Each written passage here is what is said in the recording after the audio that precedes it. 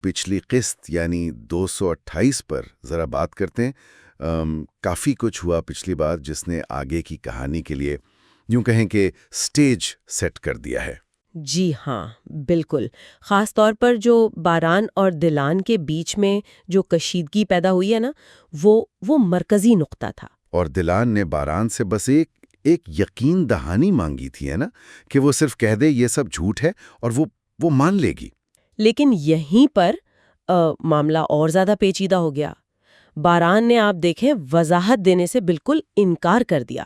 اس کا وہ کہنا کہ اگر مجھے خود کو ثابت کرنا پڑ رہا ہے تو شاید یہ میری خوش فہمی تھی، یہ اس کی گہری چوٹ کو دکھاتا ہے۔ اور یہ جو ضد ہے یا اصول کہہ لیں، یہ ان دونوں کو ایک دوسرے سے دور کر رہی ہے۔ حالانکہ وہ کوشش تو کر رہے ہیں قدرت صاحب کے سامنے کہ سب نارمل لگے، لیکن وہ ایک عجیب سی کیفیت میں پھنسے ہوئے ہیں۔ بالکل۔ اور پھر حویلی میں دوسری چیزیں بھی چل رہی تھیں۔